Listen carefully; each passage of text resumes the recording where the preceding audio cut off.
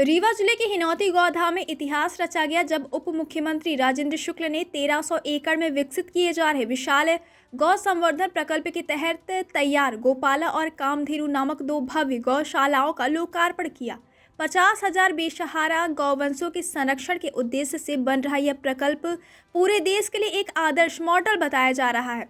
समारोह में क्षेत्रीय विधायक इंजीनियर नरेंद्र प्रजापति ने इस धाम का नाम महान समाज सेवी स्वर्गीय भैयालाल शुक्ल की स्मृति में स्वर्गीय भैयालाल शुक्ला गौ संवर्धन वन विहार गौधाम रखने का प्रस्ताव रखा, जिसे सभी ने सर्वसम्मति से स्वीकार किया। कार्यक्रम में उपस्थित जनप्रतिनिधियों और गौ सेवकों ने भैयालाल शुक्ला को श्रद्धांजलि दी और गौ सेवा के प्रति उनके योगदान को याद किया। उप मुख्यमंत्री ने कहा कि यह प्रकल्प आधुनिक गौ संवर्धन, जैविक खाद निर्माण, गोबर गैस और गौमूत्र प्रसंस्करण जैसी नवाचार योजनाओं के साथ स्थानीय युवाओं के लिए रोजगार का बड़ा केंद्र बनेगा। बड़ी संख्या में ग्रामीण एवं गौ सेवकों की उपस्थिति ने कार्यक्रम को भक्ति, सेवा और समर्पण का प्रतीक बना दिया, जिससे यह आयोजन न केवल रीवा बल्कि पूरे मध्य प्रदेश के लिए गौरव का क्षण बन गया। रासायनिक खेती से अब प्राकृतिक खेती को ले जाने में भी सफल हो सकेंगे। तो ये एक बहुत बड़ा मिशन है और ये मिशन को ऊंचाई देना है। हमें हिंदुस्तान के अंदर पहले जिले के रूप में स्थापित करना है कि इस दिशा में हिंदुस्तान में यदि प्रधानमंत्री की मंशा है तो उस मंशा के अनुसार सबसे तेज गति से आगे बढ़ने वाला जिला यदि हिंदुस्तान के अंदर कोई है तो रीवा जिला है। और इसलिए कौन सा ऐसा जिला है जो इतनी बड़ी संख्या में गौवंशों को हम संत और महात्मा पूज्य संत जो है पथमेड़ा वाले स्वामी जी उनको छोड़ दें तो सरकारी स्तर पर इस प्रकार से गौ माताओं को रखने की व्यवस्था कहाँ किसी प्रदेश में है। लेकिन हमारे यहाँ शुरू हुई है। हमारे मुख्यमंत्री डॉक्टर मोहन यादव जी ने 20 का 40 कर दिया और हमने उसमें 40 में 3505 करा दिया। तो हमें मालूम है कि कितना भी हम भूसा और चूनी चोकर के लिए और पोषण आहार के लिए कितना भी पैसा दे देंगे, लेकिन भूसा सानी लगाने वाला आदमी तो चाहिए, उनको बांधने वाला आदमी चाहिए, उनको जंगल में चराने ले जाने वाला आदमी चाहिए, उसको पैसा कौन देगा। ये गौशालाएं इसीलिए फेल हो रही हैं कि उसके लिए बांधने और पेड एम्प्लॉय रखने के लिए पैसे का इंतजाम नहीं किया। तो इसलिए जब कैबिनेट में मैंने बोला कि इसको 40 को आप कर रहे हैं बहुत अच्छी बात है, लेकिन इसको 35 भी कर देंगे तो काम चल जाएगा, लेकिन 5 रुपये मैन पावर के लिए देना बहुत ज़रूरी है, नहीं तो सब फेल हो जाएगा। तो फिर वो 35 + 5 हो गया। उसके कारण अब यहाँ पर जितने भी कर्मचारी रहेंगे उसके लिए पैसा हर महीने आएगा, हर महीने उनको तनख्वाह मिलेगी और 35 रुपये में सभी को पर्याप्त बता रहे हैं कि 800 आपने बताया है, राजेश पांडे जी 1200 बता रहे हैं, 800 तो ठीक है कुल मिला के। लेकिन अभी आपने कहा हमारे विकास तिवारी जी ने कि अगल बगल के गायों को ले जाना, लेकिन अभी मत लाइए, अभी खतरा है जब तक शरण न बन जाए, क्योंकि अच्छे काम की प्रशंसा करने वाले लोग भी हैं और कुछ लोगों को अच्छा नहीं लगता तो बुराई करने के लिए भी मौके की तलाश करते हैं। तो यदि यहाँ पर पाले में इतनी ठंडी में हमने शेड बनाए बिना गौवंशों को ले आए और दुर्घटना होगी तो फिर लोगों को आनंद आ जाएगा कि अच्छा आपको यहाँ पर गाय जो है अब तो मरने लगी है और फलाना हो गया ठिकाना हो गया। तो यहाँ तभी लाएं जब हमारी रखने की क्षमता हो, और इसलिए हम लगे कि जल्दी जल्दी शेड बन जाए, जैसे कि पूरी शेड में गायों को ला के और हम लोग वहाँ पर उनको सुरक्षित रखें। ये सुरक्षित रखने का स्थान है और इसके लिए अभी हमें बहुत लंबी अभी जो 3-4 क्योंकि जिला पंचायत के सीओ बैठे हैं, यहाँ पर एसडीएम भी बैठी हैं और यहाँ पर आरएएस वाले भी बैठे हैं। किसी की बुराई की आदत नहीं है, लेकिन हमें सजग रहना है। अभी तक की प्रगति जो है वो हम इसको प्राथमिकता में रख के नहीं कर रहे हैं, इसको हम एक अपने काम के साथ साथ एक साइड वाला काम मानते हुए काम कर रहे हैं और इसीलिए देरी हो रही है। चाहे प्रशासनिक भवन में की देरी की बात हो, चाहे वो महेंद्र मिश्रा वाले शेड की देरी की बात हो, इतना डिसकोऑर्डिनेशन थोड़ी हो सकता है कि हम एक शेड ना बना पाए एक साल में। ये उदाहरण है ये शेड कि काम हो सकता है और यदि जो काम नहीं हो पाए वो डिसकोऑर्डिनेशन के कारण है, समन्वय की कमी के कारण है। तो किसी की बुराई की बात नहीं है, लेकिन आत्ममंथन की आवश्यकता है कि हम इसको देखें और किस तरीके से हम आने वाले दिनों में पैसा, नरेंद्र जी ने कहा कि पैसा तो हम मंजूर करा देंगे, लेकिन एग्जीक्यूशन का इशू है। पैसा तो यदि आप सही उपयोग कर रहे हो तो पैसा देने वालों की कमी नहीं है। आपके जो सरकारी पैसा मिल रहा है उसके अलावा जन भागीदारी भी मुझे लगता है 1 करोड़ रुपए यहाँ पर जमा हुई है। 1 करोड़ रुपया लोगों ने दिया है गौशाला में गौ सेवकों के लिए। फिर बाद में 5 रुपये मिल गया तो अब तो पैसा हमारा बच जाएगा। अब वो उसको इंफ्रास्ट्रक्चर में जहाँ लगाना हो आप लोग लगाते रहिए। उससे बेहतर आता था, लेकिन अब उससे बेहतर नहीं देना है तो नहीं करते। तो अब उस पैसे का सदुपयोग क्या हो सकता है? कुल मिला के जैसे अब बिजली की बात आई, अभी लाइन नहीं है, लाइन कैसे आएगी, उसका एस्टिमेट कहाँ है? बिजली विभाग वालों के साथ बैठक करके, यहाँ पे ट्रांसफार्मर लगा है कैंपस में, एक ट्रांसफार्मर है, तो मतलब एलटी लाइन नहीं है। एलटी लाइन के लिए क्या एस्टिमेट है उसको भी बना लें, जिससे कि क्योंकि अभी मुझसे उन्होंने बताया ना कि अंदर तो इलेक्ट्रिफिकेशन हम कर देंगे, लेकिन खंभे नहीं हैं। नहीं, अभी बताया कि वो अंदर इलेक्ट्रिफिकेशन कर देंगे, लेकिन लाइट का कनेक्शन नहीं है।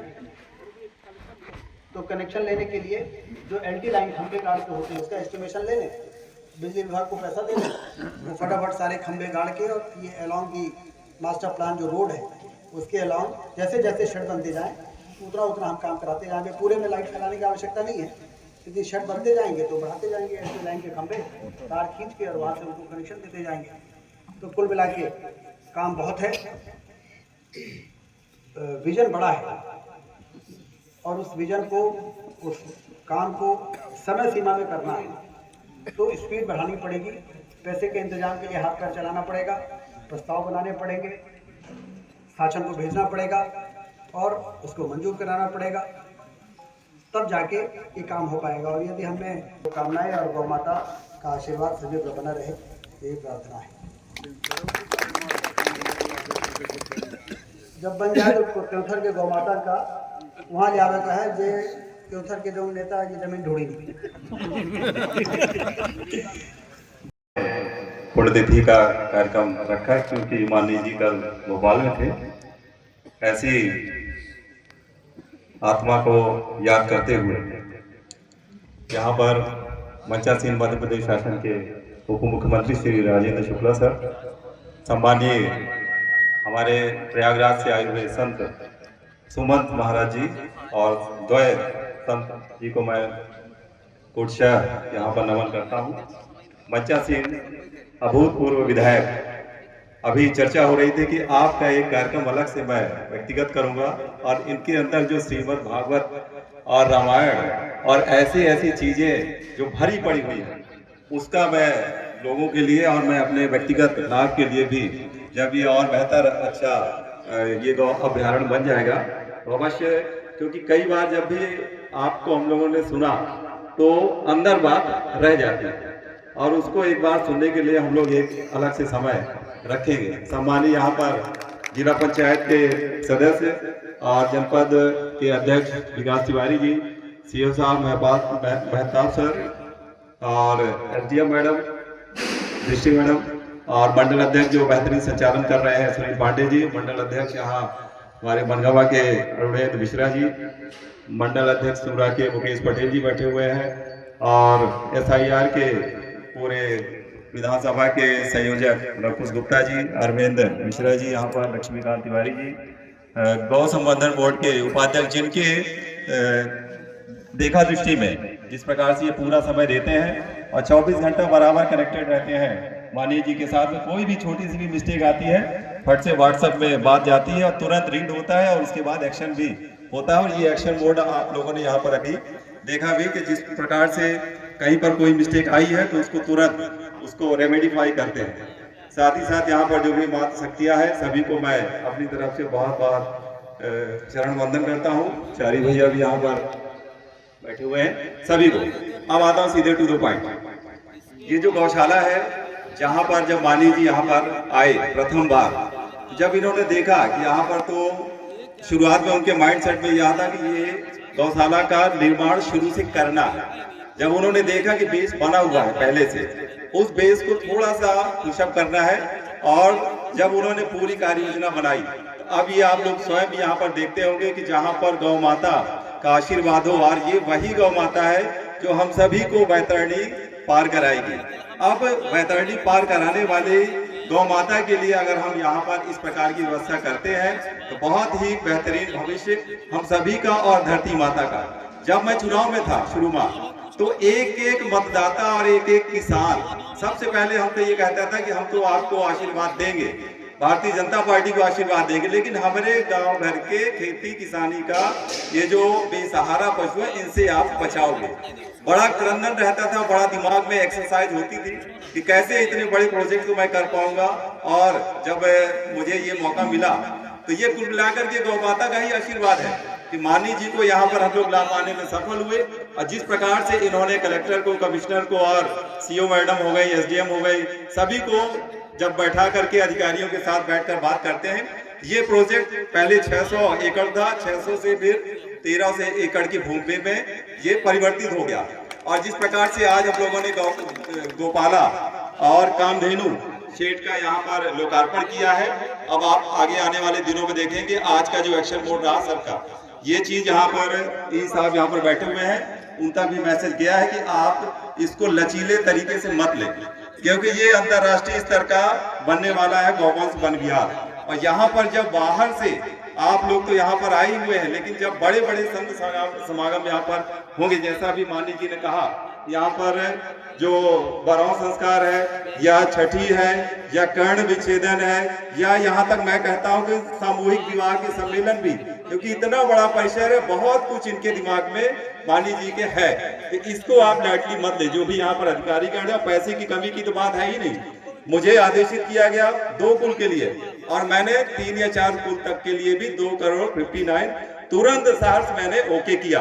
तो पैसे की तो कहीं भी बाध्यता है नहीं, अब उसको एग्जीक्यूट कैसे करना है उस बात को लेकर के मैं यहाँ पर आप लोगों के सामने एक बात कर रहा हूँ। और एक बार पुनः अपनी बात को समाप्त करने के पहले जो यहाँ पर मैंने तस्वीर लगा के रखी है, मेरा ये प्रस्ताव है, कार्यकर्ताओं से मैंने चर्चा भी की कि अभी हम लोग हिनौती गौधाम, जो नाम था उसका मैं नाम तो अब लेता नहीं हूँ, जो पहले नाम था अब ये हिनौती गौधाम हो गया है। और मेरा ये प्रस्ताव है कि माननीय भैया लाल शुक्ला जी के नाम पर इस हिनौती गौधाम का नामकरण किया जाए, ऐसा मेरा प्रस्ताव है। क्योंकि आपका ननिहाल भी है, आप यहाँ से जुड़े हुए भी हैं, और ऐसी आत्मा के नाम पर अगर ये गौशाला का नामकरण हो पाएगा तो मैं समझता हूँ कि एक एक व्यक्ति से हम सभी लोग जुड़ जाएंगे। और गौ माताओं का जो इतने बड़े गौभक्त भैया लाल शुक्ला जी थे और आदरणीय मानी जी भी हैं, और हम सभी को एक प्रेरणा प्राप्त होगी। बहुत बहुत धन्यवाद। जय हिंद, जय भारत, जय गौ माता की। धन्यवाद विधायक जी, आपने सारी बातें बहुत संक्षेप में कही। अब मैं